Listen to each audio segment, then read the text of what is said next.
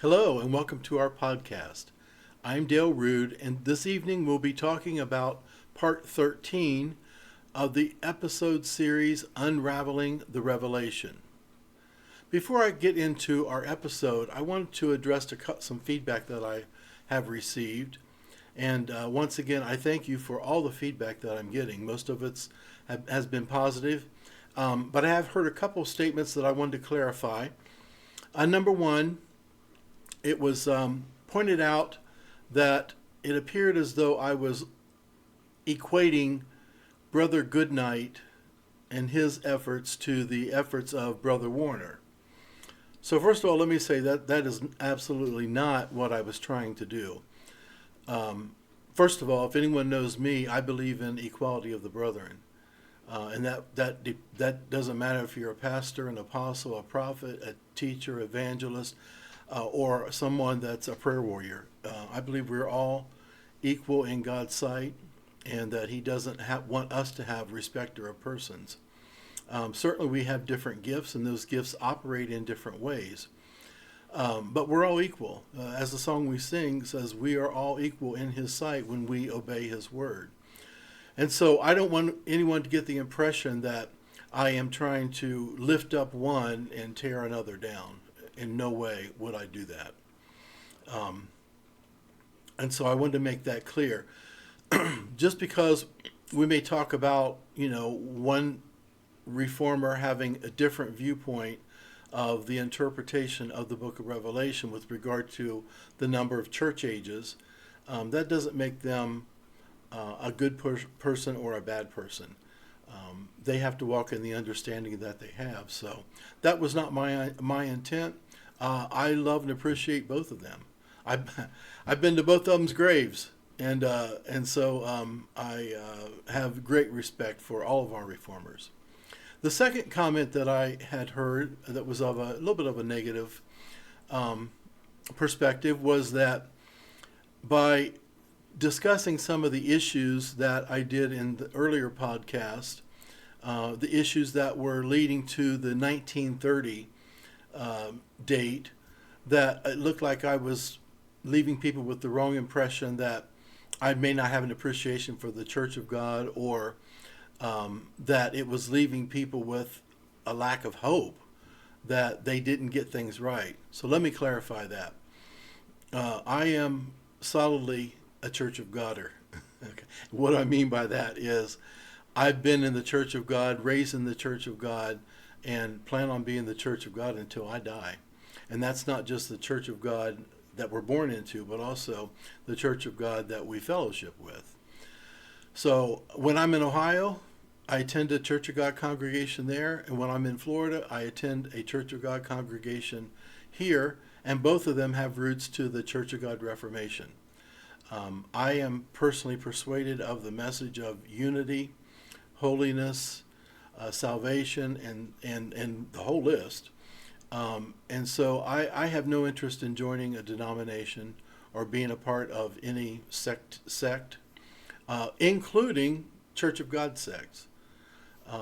Unfortunately, the state of the Church of God these days, with all the division, I made the choice probably about 18 years ago to step out of my box and truly practice fellowshipping with every blood-washed one, and that's what I do.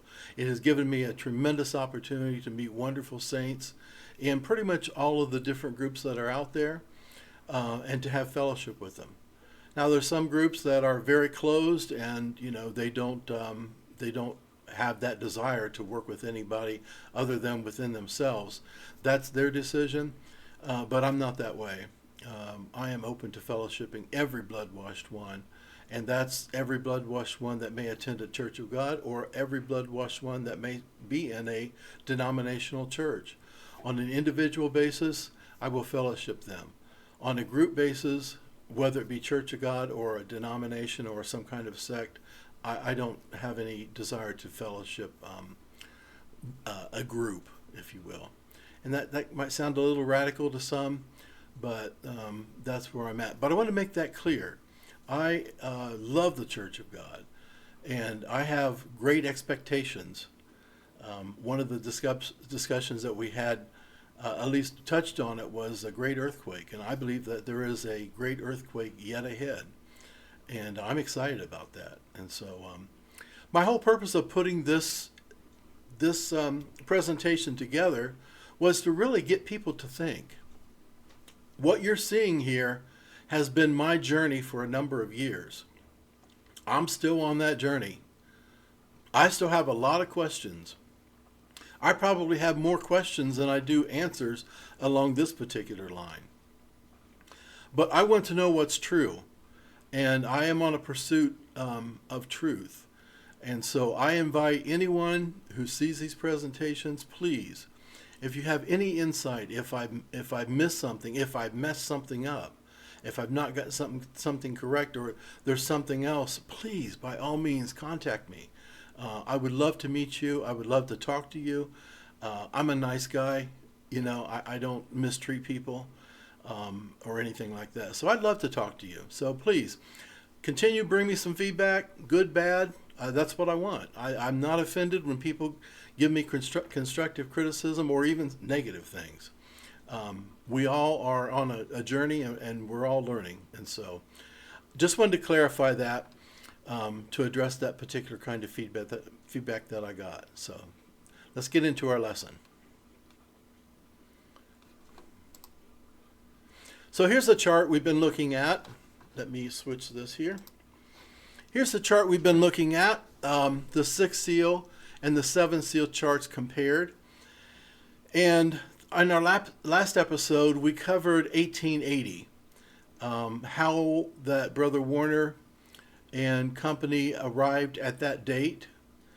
And so if I would really strongly recommend that you go back and listen to that. And by the way, I would really recommend that you start with episode number 1 and go sequentially so that they build upon each other. If you're just starting out with this episode, you're probably not going to understand how we got here. So I really strongly recommend that you look at these sequentially. This evening we want to talk about the year 1530, or the beginning of the Protestant era, also referred to in a prophetic way as the Cloudy Day. So here's our timeline details. And as you can see, we've got a check mark there next to 1880. And so this time we want to talk about 1530. And I have labeled it was an era of the exclusivity of papal Rome when it came to an end, and the beginning of Protestantism, or what some refer to as the Lutheran era, where the teaching of justification by faith became a very prominent doctrine. This particular date, 1530, is found in both the sixth seal and the seventh seal charts. So let's talk about 1530.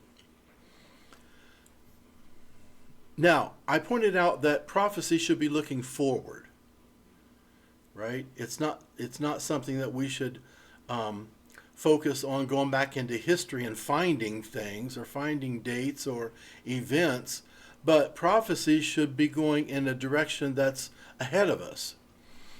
And so I asked the question, and this is a questions here. There's the 5 questions we're going to try to address for each year that's on the top of the charts. I'm not going to be talking about some of the background dates, but more of the dates that's across the top of the charts. And here is the questions that we're going to be addressing, and we'll do that one at a time. So the first one, looking forward in prophecy, what symbol or symbols of time is used to reach 1530? Where do we find a span of 1260 years believed to be prophesied in Scripture? Okay, so this particular year is found in the very early writings of D.S. Warner. He believed that the prophecies in Daniel and Revelation pointed to 1530, or the beginning of Protestantism. Brother Warner used Daniel 7:25 and Daniel 12:7, where it talks about time, times, and the dividing of time. It's also referred to as times, times, and a half. He believed that those scriptures pointed forward, and I'll just tell you right up front, from the year 270 to 1530. Now let me just give you a summary of what he believed. He believed the little horn represented the office of the Pope, or the supreme ruler of the Roman Catholic Church. The leopard-like beast that rose out of the sea, he believed, represented Roman Catholicism and would usher in the dark day, known in secular history as the Dark Ages. After its establishment and granting of power by the Roman Empire, which resulted in its exclusivity, this religious system would reign supreme for about 1,000 years until the time of the Great Reformation. Now, in the New Testament, we also see reference to this time and a half in the book of Revelation. In addition to that, we see another reference or another symbol of 42 months. So in Revelation 12, it talks about the 40 and 2 months. In Revelation 11:2. In Revelation 13:5, it talks about 1,203 score days. And then in Revelation 11:3 and Revelation 12:6,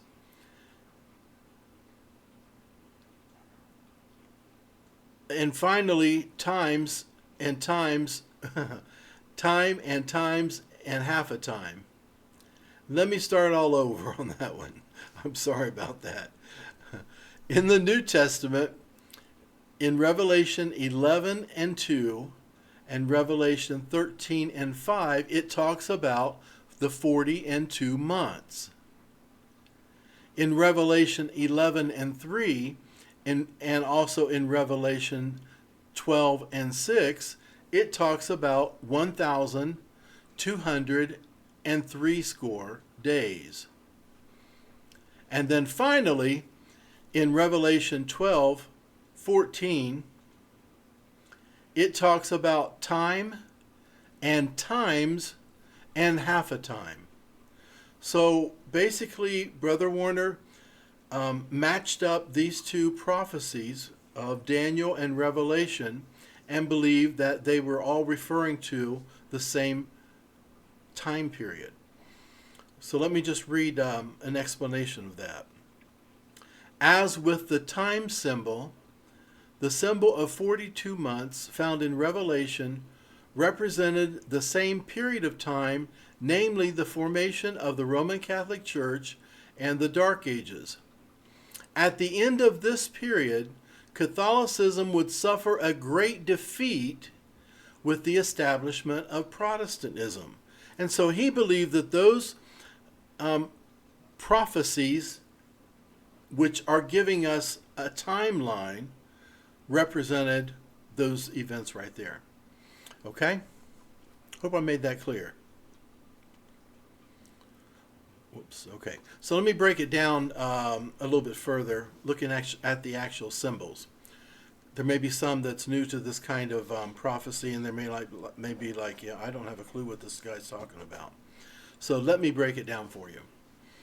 When it was talking about a time and times and a dividing of times or half a time, what it was believed to be referring to is the following. Time represents a year. And according to the Jewish calendar, 1 year is 12 months, which is 360 days a year. In prophecy, each day represents a prophetic year. So time, which is 1 year, 12 months, 360 days, actually means 360 prophetic years. Now, when it talks about times, plural, it's talking about 2 years, 24 months, 720 days, or 720 prophetic years. And then half a time, would be half a year, or 6 months, 180 days, or 180 prophetic years. So if we take time, times, and half a time, what we really are talking about are 1,260 prophetic years. That's 360 plus 720 plus 180. Now if we look at the month symbol, a month is 30 days, which is really 30 prophetic years. So 42 months, if we multiply that by 30 days, we end up with 1,260 days, or 1,260 prophetic years. So on those verses that we just looked at in Revelation and Daniel, when it was talking about them, we can draw a timeline from that and come to the realization, according to the teaching that Brother Warner was advancing, that it actually meant 1,260 years. Our second question: what historical event was believed to be prophesied in Old Testament or New Testament to happen in the year 1530 AD? Okay, so we talked in the previous podcast about 1880, and Brother Warner had concluded that that was the beginning of the evening light era. And as you recall, that was actually the year that he published his book, Bible Proofs of a Second Work of Grace. And if you hold the belief, as he did, that the span of 3.5 days in Revelation 11:11 actually represented 350 years, then you have to include that Protestantism, when it would start, would only last a span of 350 years with regard to, its influence. Maybe influence isn't the right word, but with regard to the message that they were propagating. Obviously, Protestantism is very much alive and well today and very influential in our world. But the message, the complete gospel, was believed not to have been taught in Protestantism, but didn't come into full effect until the evening light era. So if we take and we subtract the 350 years from 1880, then we are at 1530. So it would be necessary to identify some event in 1530 that would make all the math work out. Okay? So what kind of event are we looking for? Again, I realize right now we're looking backwards. If we focus on the 1,260 years, then we would be looking at 270 and looking forward to 1530. But either way, if you're looking forward or you're looking back from 1880, you still have 1530. And the event there, Brother Warner believed, is described in Revelation the 13th chapter, verse number 3, where it says, "And I saw as the heads, as I saw one of his heads," this is talking about the beast, "as it were wounded to death, and his deadly wound was healed, and all the earth wondered after the beast." So basically how he interpreted Revelation 13:3 was that a historical event would cause significant damage to Roman Catholicism and to the Pope, and would inflict damage to the whole system of religion. There would be something that would happen that would cause damage or wound to the Roman Catholic system. That's how he interpreted that particular verse. So what in secular history literature do we find the year 1530 listed as a major milestone in church history? Okay, let's just remind ourselves, when we talk about Protestant, we're really talking about people that were protesting against the evils of the Roman Catholic Church and the Pope as it's acting as its head. So just a way to remember it, Protestant kind of sounds like protest it. So this was, the whole Protestant movement was founding on protesting what was happening within the Roman Catholic Church. The events of the beginning of Protestantism is well documented in countless books, right? In church history and even in just secular religion. You can take a religion course at a college or maybe even in high school, and you'll learn about Catholicism and the Orthodox Church, the Eastern Church, and Protestant. They're well documented. And Protestantism is recognized worldwide in its influence, and it was and it still is, has spread across the globe, as well as Catholicism. So what happened in 1530? Well, one of the things that happened in 1530 that was of significance was the development or the signing of the first Protestant creed, the Augsburg Confession, as it was called. Now, it's one of the earliest creeds. And really, this particular confession or this set of creeds was the foundation of Lutheranism, which developed into a worldwide denomination. And it's still one of their main creeds to this very day. So that happened in 1530.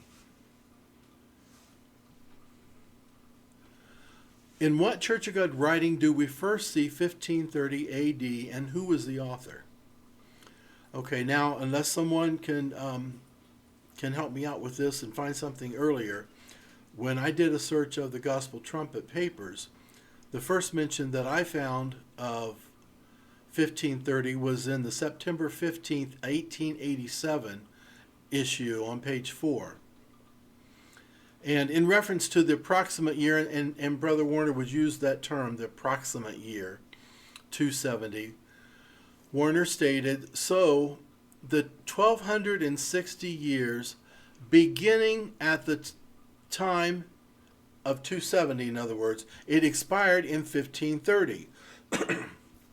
That was just the time the second beast appeared on earth, Revelation 13, namely Protestantism. The Augsburg Confession, the first Protestants, was made and adopted in that year. Okay, so that's what he was saying. And I'm a person, I'm a thinker.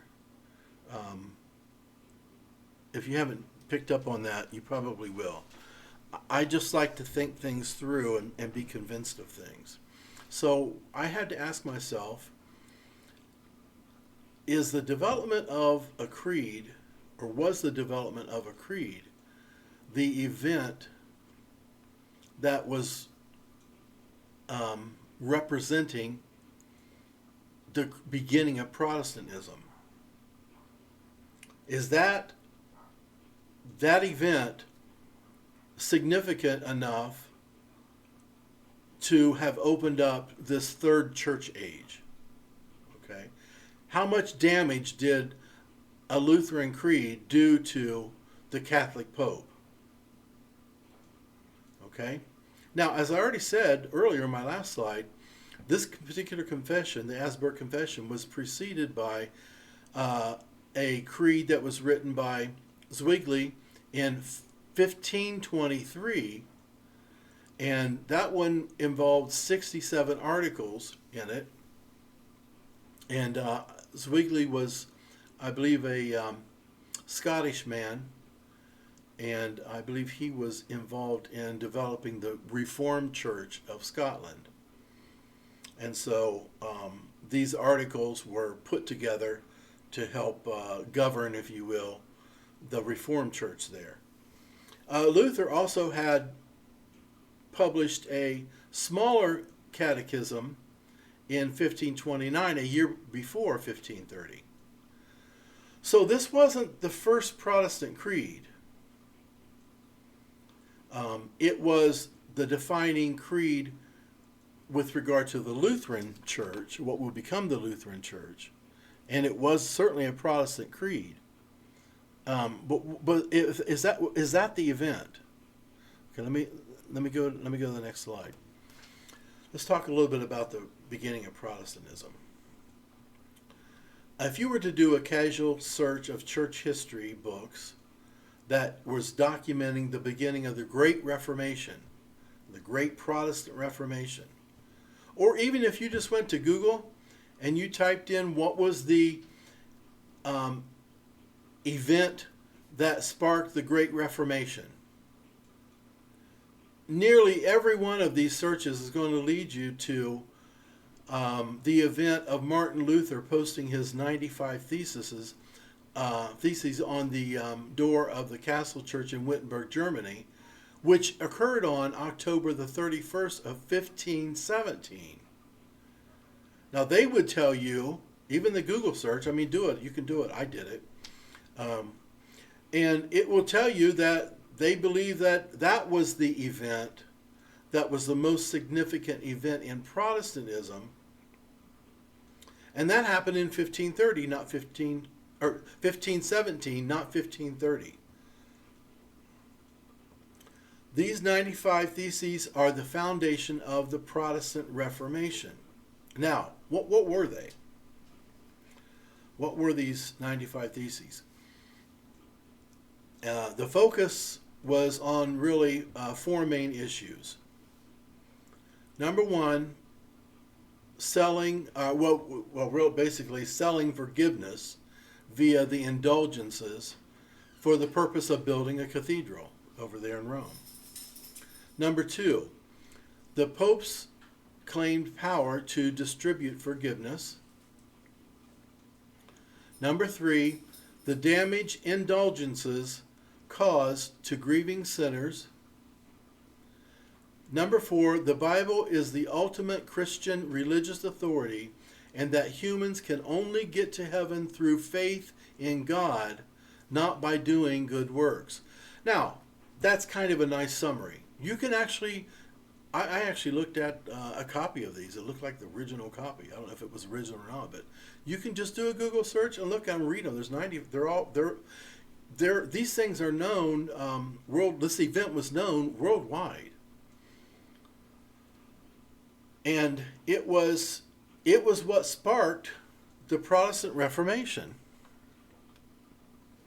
Now let's just make an observation here. Again, I told you I'm a thinking person. I just find it interesting that Warner concluded that the evening light era came into being in 1880 when he published his first book, which was titled Bible Proofs of a Second Work of Grace. But when it came to the prophecy piece of this, he did not recognize the role and impact of Luther's written 95 Theses in 1517 with regard to the opening of the Protestant era.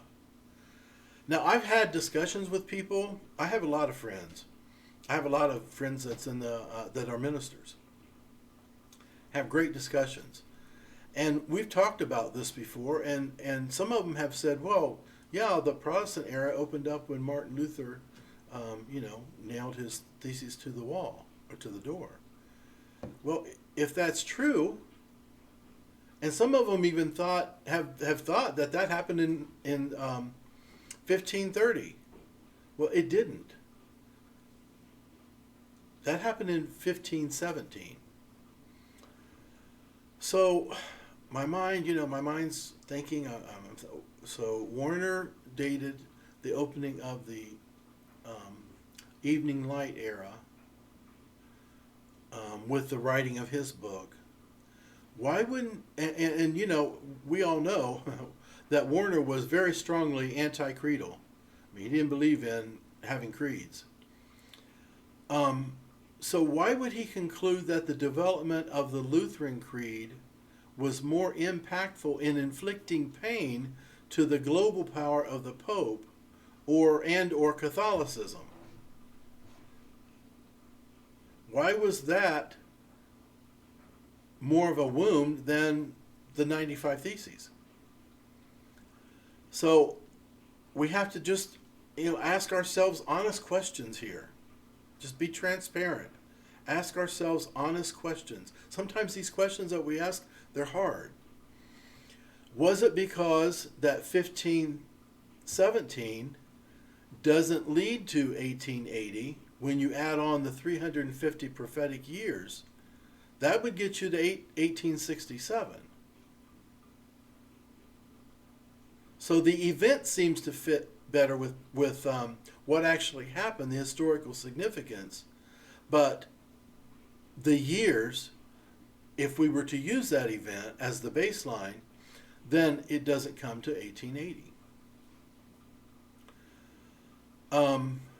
Or was it because he was going forward from 270 and adding 1260 years, and then that would get him to 1530? So was it that he came up with the year 1530 and then looked for an event that happened in that year to justify the year 1530? Because that matches better with the prophetic timeline. Okay, just something to think about. And again, you have to settle this in your mind. I'm not here to convince you of anything. I'm still working through a lot of this stuff myself, and as I said, I've got a lot of questions. I'm just sharing with you my journey and the way I think. And so you'll have to decide those things for yourself. All right? Now, the next thing I want to talk about is key to the progression in truth. All right? So we all have, in the Church of God, we talk about the 3/3 light. Some of the groups actually refer to it as the 3/3 light.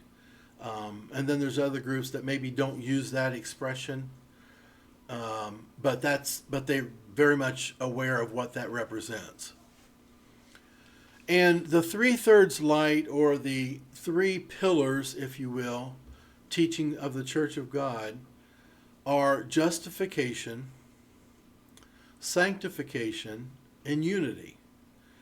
And so the belief is that the teaching or the doctrine of justification was restored during the Protestant era, and specifically with Martin Luther and his focus and his claim to fame, the just shall live by faith. That's what he said. And then with the Wesley brothers with regard to sanctification, and then with Warner with regard to unity, or the teaching of one united body. Okay, so basically among the seven seal line of all this, they would have the fourth seal lining up with justification, the fifth seal lining up with the restoration, if you will, of sanctification, and then the sixth seal with the restoration of unity, the teaching of unity. And you see this on some of the banners.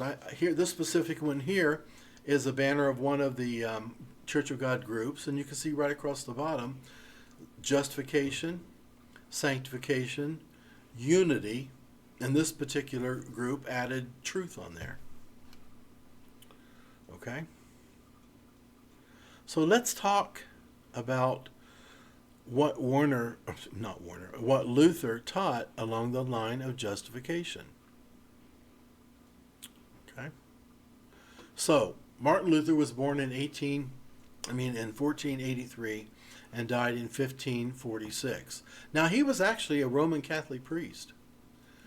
And he was troubled, very troubled, with the practice of selling indulgences. In other words, paying for the forgiveness of sins. It was a horrible practice. Basically, if you wanted to go sin, you could pay. You buy these indulgences. You can indulge in the sin, and then get forgiveness from the priest. And they used that money to build the big facility over there in Rome. He didn't like that. He thought that was, horrible, and it was. So it was on the 31st of October, 1517, that he nailed the 95 Theses to the wall, to the door of Castle Church in Wittenberg, Germany. He also was responsible for getting the Bible translated into the German language. Big event. That was a wonderful thing that he did. After all this began to happen, he started focusing his preaching on Romans 1:17, where it says, "For therein is the righteousness of God revealed from faith to faith, as it is written, the just shall live by faith." That's what he became known for. That message right there. Something as simple as the just shall live by faith. Well, that got him excommunicated in 1521 from the Catholic Church. But all of this also then ushered in the Great Reformation and the birth of Protestantism. Now, I'm going to share with you some quotes of Martin Luther. They're going to shock you. They shocked me because all my life I heard about justification, which really represents salvation, if you will, and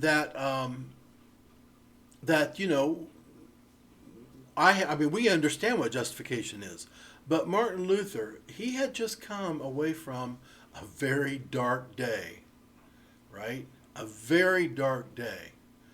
God just didn't dump out on him all the truth that we might have today, or even back then, even 100 years from then. So he was just given little snippets of truth, and one of them was the just shall live by faith. So they had been accustomed in the Catholic Church of almost being saved by your works, by the things that you do. That was part of your salvation, and we could, and one of the things I really don't want to do in these podcasts is get focused on doctrine, but I have to tell the story for us to understand things, at least to a basic level. So there was Roman Catholicism was very much a works-based religion. Martin Luther saw through that, and he said, no, it's not. The just shall live not by works that you've done, but they'll live by faith. And so salvation or justification came by faith. It had nothing to do with what you did, with your works. This was his mindset. Okay? And so with that thought, the pendulum kind of went the opposite way, and it went too much. All right, so let me give you some quotes here. I guarantee you, ain't nobody in the Church of God's going to teach justification like this. Here he is on sinning. This is what he says. God does not work salvation for fictitious sinners. Be a sinner and sin vigorously. Do not for a moment imagine that this life is the abiding place of justice. Sin must be committed. He went on to say this quote, sin cannot tear you away from him, speaking of Christ, even though you commit adultery 100 times a day and commit as many murders. Now that's about as extreme as it gets. Ain't nobody in the Church of God teaching justification like that. Right? Nobody would ever say that. In fact, even your Calvinist, your staunch Calvinist probably would not believe that kind of a statement. All right? Let's look at what he had to say about the book of James, because your mind's probably like mine did. James is, faith without works is dead. I mean, we all understand that. That's the theme through much of James. So what did Martin Luther, how did he deal with that? Faith without works is dead. Well, that's contrary to what he was saying, because he's saying the just shall live by faith. And it ain't got nothing to do with works. So basically what he said about the book of James, I maintain that some Jew wrote it, who probably heard about Christian people but never encountered any. We should throw the epistle of James out of this school, referring to the University of Wittenberg. Many sweat to reconcile St. Paul and St. James, but in vain. Faith justifies, and faith does not justify, contradict each other flatly. If anyone can harmonize them, I will give him my doctor's hood and let him call me a fool. So he was trying to say, listen, don't even go there. And if you're going to bring works into this thing, anything other than faith, don't come talking to me about it. Basically, that's what he was saying. If you can harmonize those two opposing views, then I'll give you my my doctor's hood. All right. So he didn't even want to see the book of James in the Bible. He didn't think it should be there. Okay, what about alcohol? Martin Luther said, I eat like a hog and drink like a German. And this one here, I kind of got a chuckle out of it, but he said that whenever the devil harasses you, seek the company of men or drink more, or joke and talk nonsense, or do some other merry thing. Sometimes we must drink more, sport, recreate ourselves, and even sin a little to spite the devil, so that we leave him no place for troubling our consciences with trifles. We are conquered if we try to consciously not sin at all. So when the devil says to you, do not drink, answer him, I will drink and right freely just because you tell me not to. So you can see he had quite a different views than what we have today along several lines. I just gave you 3 examples. I have a whole page of his quotes like that. In fact, there's a man by the name of Gene Edwards, and he's an American Christian author. He claims that the Protestant services began at 11 a.m. because Martin Luther liked to stay up late at night drinking, and he tended to have a hangover on Sunday morning. So the practice of starting services early, later, not early, but later in the day, in the morning, stemmed from Martin Luther being drunk with a hangover. Anyhow, I just wanted to point out, and I'm not saying any of that to, again, disrespect Martin Luther, but he did come out of a dark day, and God had to work with him just like he's had to work with all of us. I'll just tell you, because I'm just being transparent in this thing. I don't believe everything that I was taught in the Church of God. There's some things that I have advanced in my understanding. Now, overall, I mean, by far the vast majority of things that I was taught I believe to be true. I believe they came from Scripture. But I've been wrong about things in the past. I thought I had an understanding of it, but when God shows you something else, we walk in the light. And so I'm sure Martin Luther was in that same state, other than the fact that he came from a very dark age. Thankfully, I came up in a Church of God home with Church of God background, so I didn't have to deal with a lot of things. But we have to get these things for ourselves, and seek God's face, and we should all be people that want truth and want to have a greater understanding. So anyways, that's what I wanted to share today in this episode. And so our next time that we're going to look at the next year is going to be 270. Now I have quite a bit to say about that. But it'll be exciting to look at it and figure out what's going on there. So hope you enjoyed the podcast. If you have any questions, please contact me. You can contact my email address, which is listed at the front on the front page of this podcast, and you can contact me through that, or you can even leave a comment in the YouTube videos. I'll every now and then I get on there and read those comments, so we could correspond that way as well. Lord bless you, and we'll see you at next episode.